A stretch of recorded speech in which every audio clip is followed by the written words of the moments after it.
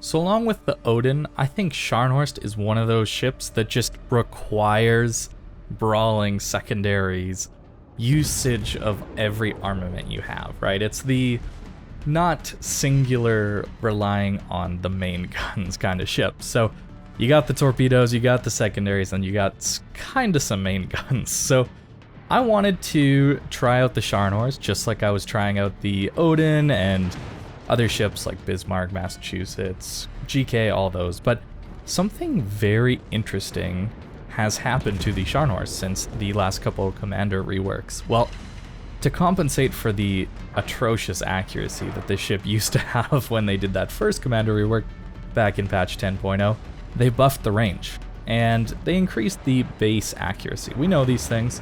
The base accuracy increase on the German battleships is one of the reasons the secondaries are pretty good right now, you know, in spite of the ramping up of accuracy. So the Scharnhorst, though, along with the Gneisenau and a lot of these lower tier battleships, got huge range buffs, right? So old Scharnhorst actually only had 8 kilometers of secondary battery firing range.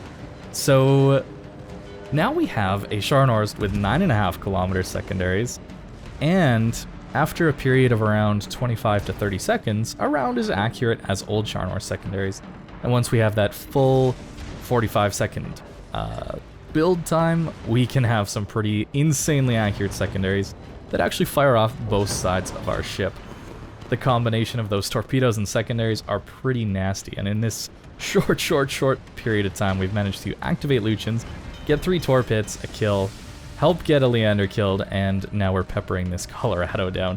Pretty insane stuff. I have been trying to play Scharnhorst more as a just all-out aggression type ship. I don't think this ship excels at all whatsoever at the back of the map. Yes, kind of strangely, you have 19 kilometers of range, and, well, you're pretty much in contention for normal high-tier German battleship range, right? We got the Kurfürst with like 20.3 kilometer range, and that's a tier 10. So it's a little odd to see a ship at tier 7 have nearly the same range as its tier 10 counterpart. Just kind of shows how odd the German battleship line really is. But the ship is fun. I think if you've been waiting to play your Scharnhorst or you haven't had that much fun in the ship, I think this patch is the patch for it. Odin, of course, I had some pretty decent games with, but I think Scharnhorst just has the better matchmaker, where you just never face tier 10. Sure, you can face some tier 9s here and there, but you can play it a little bit more passively, and funnily enough, Scharnhorst gets more HP than Odin, so you can be overmatched, unlike the Odin, right, with its 25mm bow and stern on the Scharnhorst, but you do get the icebreaker. And I think overall the Scharnhorst probably just does better at tier 7 than the Odin does at tier 8. You're probably just going to have a few more enjoyable games. And, well, the torpedoes are not something to be underestimated on this ship. I tend to just kind of gray line them because people sometimes just forget that a battleship can have torpedoes. And they'll just walk out right in front of yours and eat them all as this Drake notices and starts healing. But by now it's far too late for that, and we get the kill. And, well, if one's good, what if we can just have another one who's going to walk out in front of our torpedoes? We're playing this a little bit campy, a little bit behind the island, but we managed to get into a forward position, right? We're not camping an island in our spawn. We're kind of on their side of the map, right? So I'd say this is a pretty decent position to get yourself into. I was getting a pretty okay crossfire on the enemy team there north of the cap, but Scharnhorst is really not good against broadsides. It's not good against angled ships. It's just the main guns are a little bit lacking, that's for sure. And that's where I think the ship is just fun again, because of these crazy secondaries. It's a really, really good time. And I think it's definitely worth playing again. And sometimes you can just charge into multiple ships and things turn out. And that's going to be this game. This is just, we're getting overrun, so what does the Scharnhorst do? We charge out of that. Just, we gotta try and get this destroyer killed first. Unfortunately, this Leningrad is getting gunned down by a Z-23 somehow. I think he was going for torpedoes the majority of the time. And you notice how I'm not shooting here, even though I'm loaded. I'm waiting for him to turn. if you shoot a bow-in DD, you're just gonna miss, right?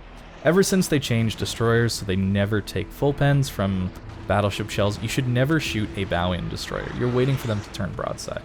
And sometimes that unfortunately gets that Leningrad killed, but if I had shot earlier, it's not like the Leningrad would have lived anyway, because I would have probably missed everything, maybe hit 1 or 2 shells at most. So it's not like I just let that guy die there intentionally. I don't believe that Scharnhorst dispersion would have allowed me to kill that destroyer anytime sooner than we actually did. So waiting for that better shot is important when you're fighting against a destroyer. So Massachusetts, of course, a very, very strong brawling battleship in its own right, and probably better just because of the guns and the faster heal cooldown.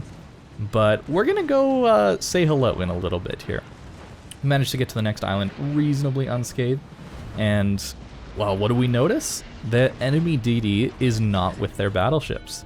If that Minsk up in the north was pushing alongside his battleships, there's no way I could make this play because he just YOLO torped me, and that's that. So picking your moment in the Scharnhorst is a huge, huge, huge deal. So this is our moment right here. 3 enemy battleships, all at close range, and we have both torpedoes ready, along with all our secondaries. But the torps is really what's gonna help carry you through a lot of these scenarios.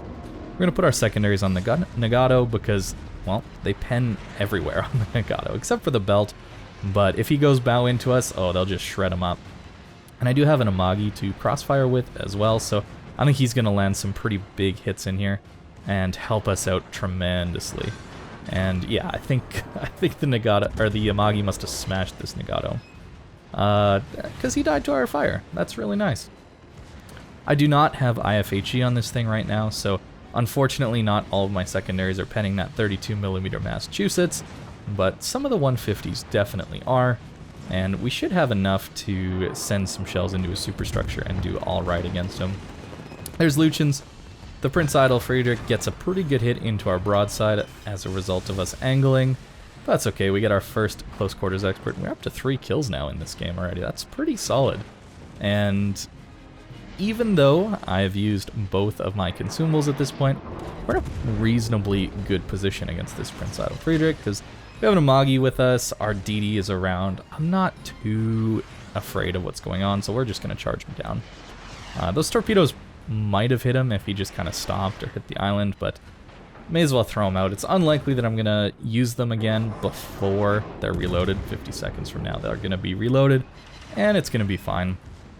He does get a fire on us with his secondaries, which is super unlucky very early on in the damage controls cooldown.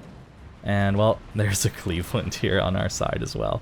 Cleveland, of course, a well-known, extremely high DPM light cruiser that is basically impossible to kill just because it's so skinny, right? No armor, best armor in World of Warships these days, so, well, assuming we could hit him right with that kind of dispersion. So we're going to turn and try and deal with these guys coming in, and I have to be a little bit careful of these Minsk torpedoes. He does have 4-kilometer torps, but I'm pushing into him. So I'm going to try and hopefully kill the Minsk first, and then torp the Prince Idol Friedrich. That's the goal. But our torpedo tubes get destroyed. RNG strikes back. ×2, because we didn't even hit the Minsk at all there somehow. I don't know what happened, but I think I rolled some snake eyes in this one. So this Prince Idol Friedrich would have died to our right side torpedoes, and we should have at least had a decent hit on that Minsk. But unfortunately, now I have to go for my left side torps. And, well, what is everybody's first go-to in a brawl? They ram. That is all people want to do these days, is ram.